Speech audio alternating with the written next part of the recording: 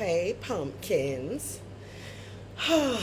I dropped off for a few days because I don't know, like Christmas and people, and I had to do all the things that an ambivert like me struggles with. So, well, yeah, like when I'm outside, yeah, sure, I'm fine. Hello, everybody. But it exhausts me. So I thought, yeah, start a brand new year. Let me get to you guys and talk about the same situations we were talking about before and try to get a level head about things. Yes, I'm playing with it in my new wig. I don't know, love it, but it's a little shiny. But it's all right. I'll figure it out, I'm sure. And also there are bits to be done to it, so don't get all judgy on me. You know, like I'm not a wig person generally, but I'm trying it at the moment because I'm growing a big golden high top fade.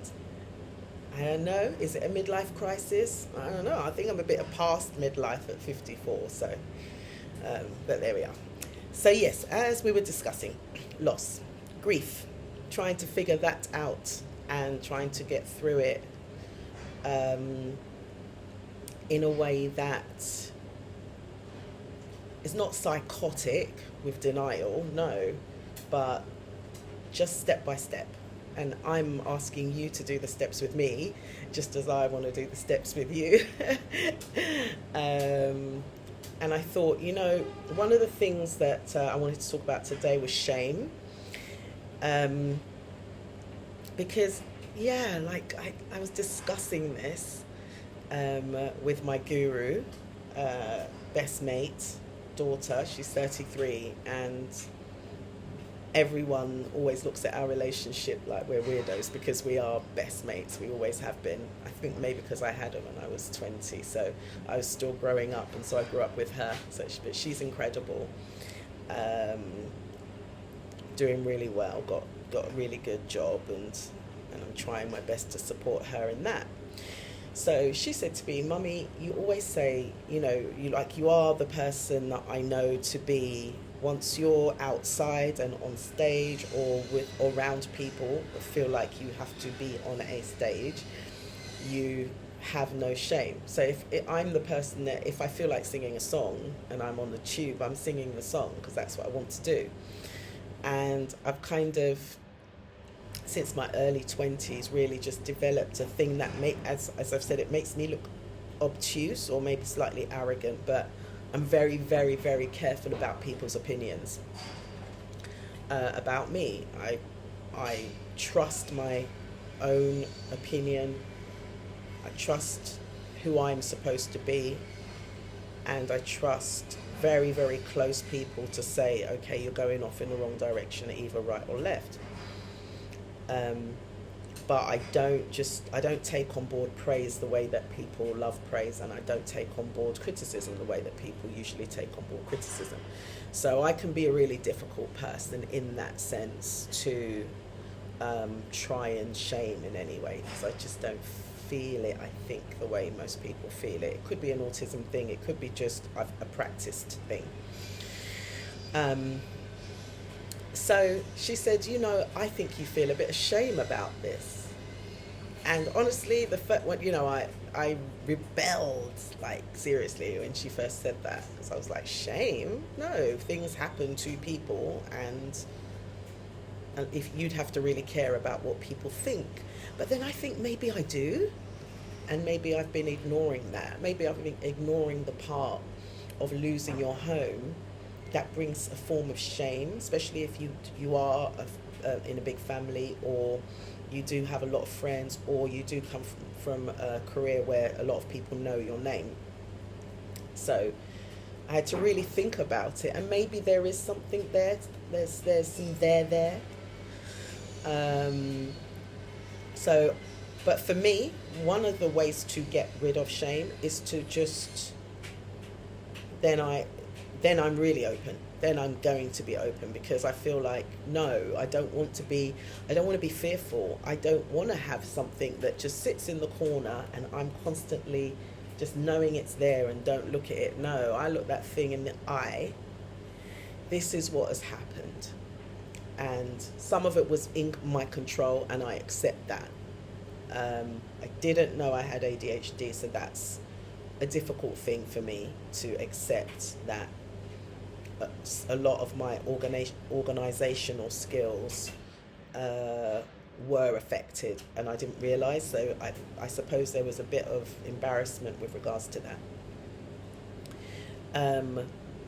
And so, and then also didn't take on board some of the advice that I had been given with regards to just making tiny payments, because as I say, the property went up to, you know, 500,000, and you get to a place where you're like, I'm a working class person, like 500,000 sounds like a massive thing. And if you think to yourself, okay, I've got £2,000 to throw at something every month, and then you keep the rest for yourself, you know. So you say to yourself, how much money have I actually got that I can really just throw at this thing? That amount was going down because I wasn't taking on work the way I was before, and I couldn't physically do it as well.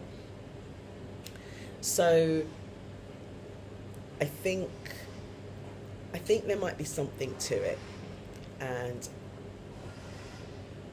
my suggestion is, I don't know whether this is right for everybody, but the people who love you, who really care about you, tell them what's happening. Just tell them. Because maybe, unlike me, you know, maybe they will say to you, no, we're going to throw, even if it's £5 at it, we're just going to keep doing that because it will look like a good faith measure. Will it work? Will it, with a judge, will it work? I don't know. Will it stop you from losing your home? I don't know. I think that, from what I have seen, judges or magistrates, they are reasonable people, and if they see that you are trying, they generally try to keep you in your home. But if it's gone past that place, you can't keep your home. I think you should just tell the people that you love, and just let them know what's happening.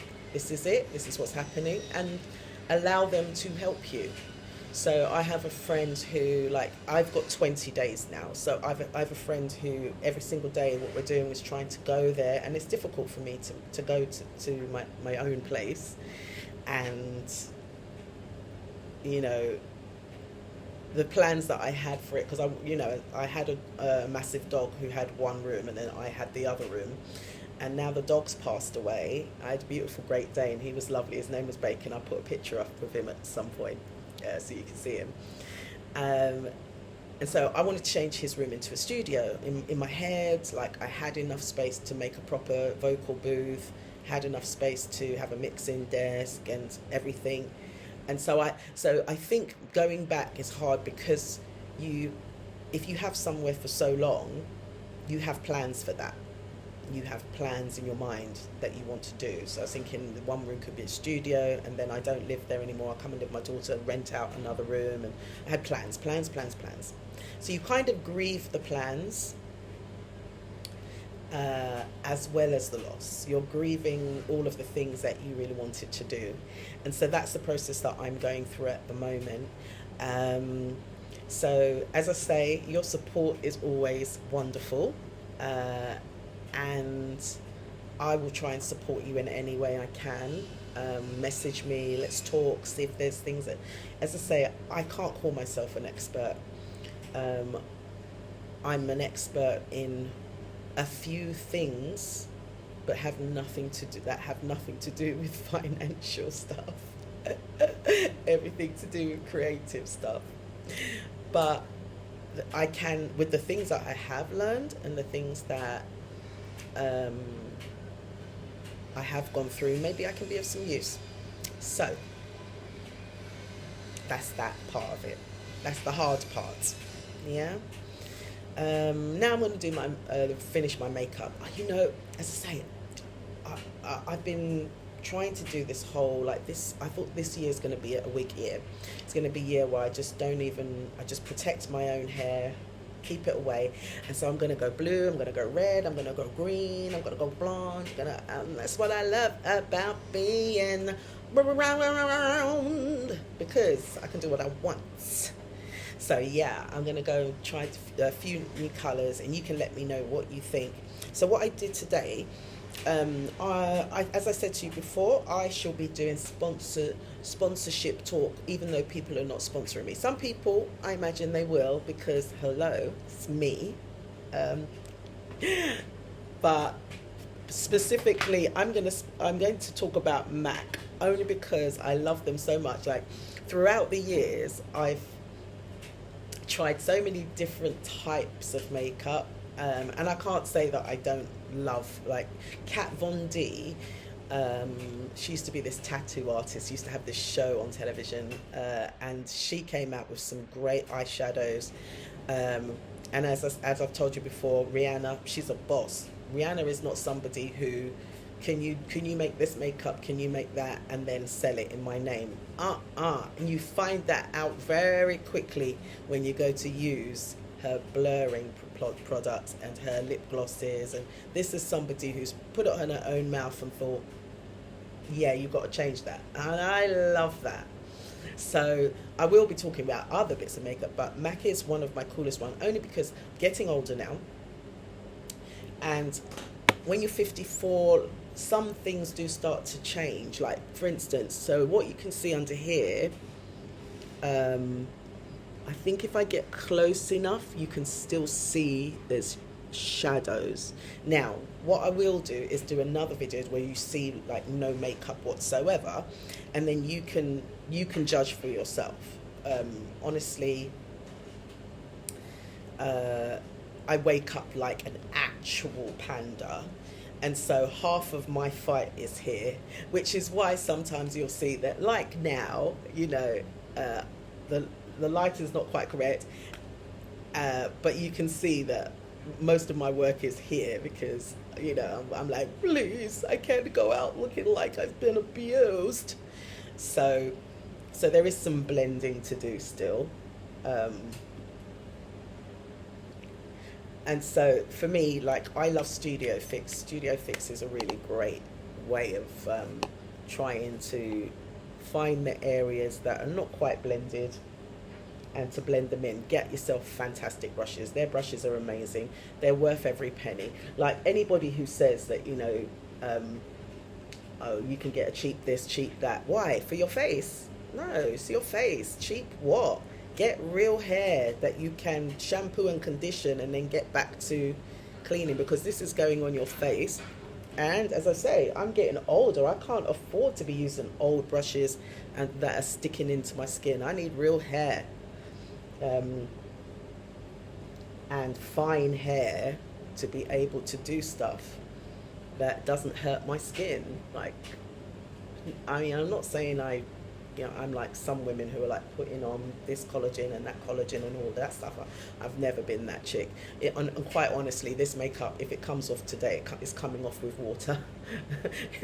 Whatever the bath does, whatever my shower does, is how it comes off.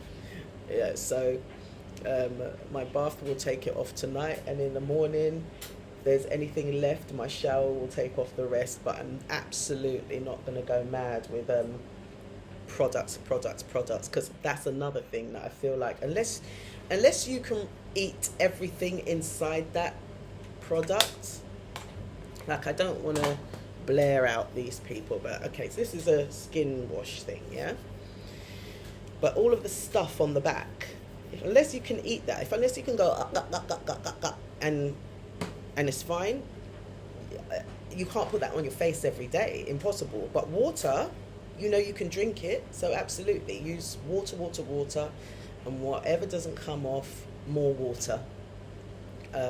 Your skin will be fine with that, because your skin's drinking at the same time, so do that. So what else was I going to talk about? Yes, so getting rid of things. Oh, woo, wow, I've got so many things to get rid of. But, you know, I really want to be one of those girlies who like go onto eBay and say, right, here, because for instance, my piano, I love my piano. She's a menace. She's always a semitone out, but I love her. You know, she's She's old faithful. Most pianos will be, semitone out up here and then a tone out here and then, oh no, no, no. When she goes out of tune, it's all just slightly under. I love her for that. And so I'm upset. I don't, until I know exactly where I'm going to live, I don't have a place to put a full-size piano. So, yeah, the letting go is a tough one. It's tough for things like that, but be fine. And this is what I was trying to say to you before. You think about the things that you've really lost and had to let go of.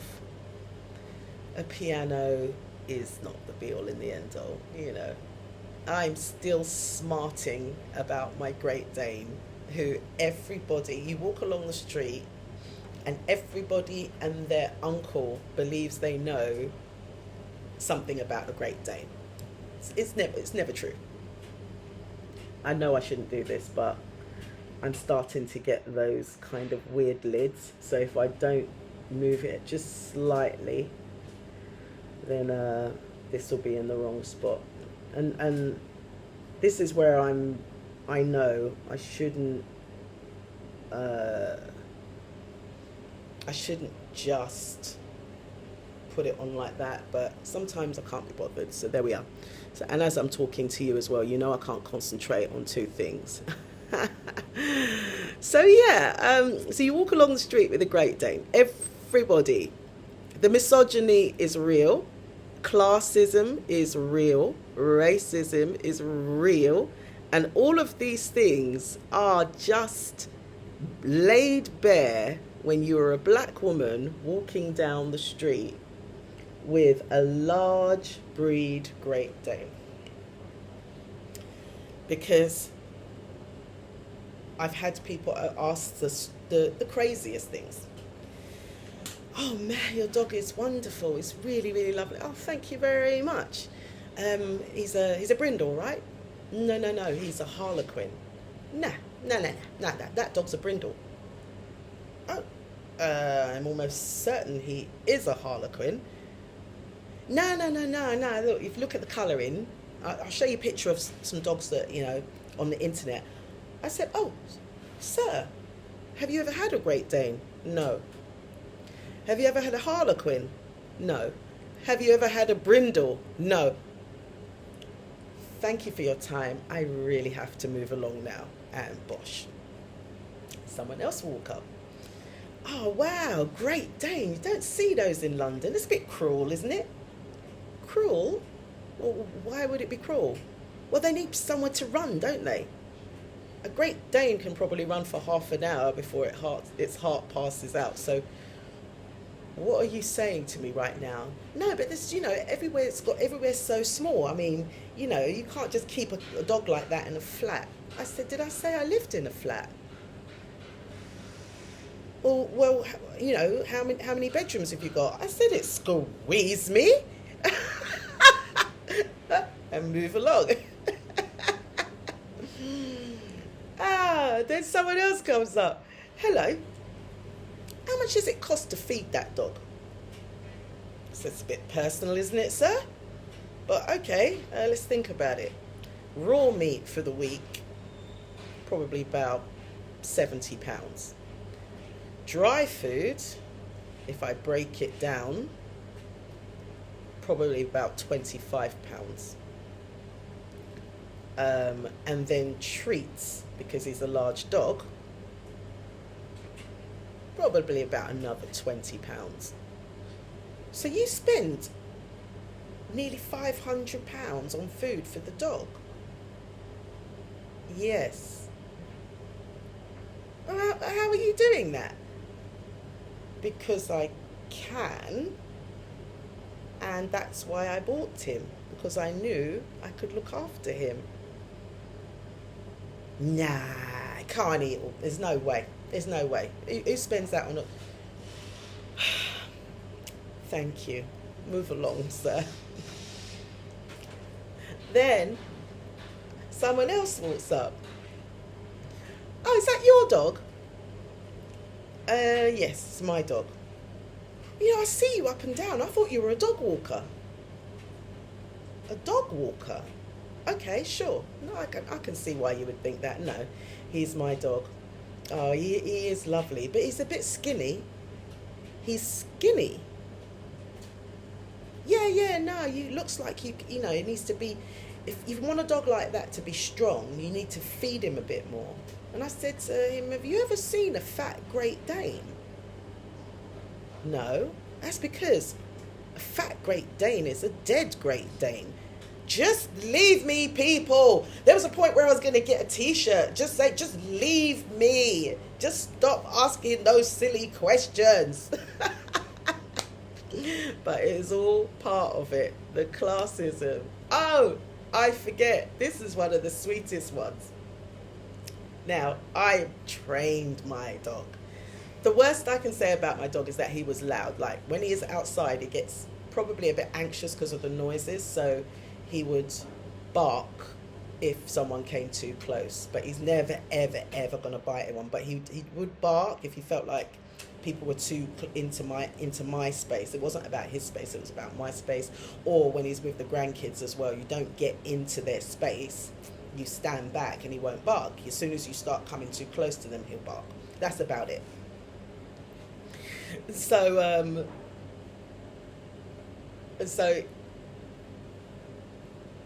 and this is usually men. I don't know why. In fact, I'd say predominantly men. I'm being kind, it's always men. We'll come over and they'll be like, that's a great dog, amazing. And I say, thank you, can I take a picture with him? I say, sure you can, but just ignore the barking and really hold on to the lead. Oh no, and before I haven't said anything, they've taken his lead out of my hand. Well, I can't account for what happens if you do that. So what ends up happening is the person takes the lead and then my dog decides to take him for a run down the street. To wit, he ends on the floor, and then the bacon now is nobody's holding his lead, and he runs back to me and comes and sits down next to me.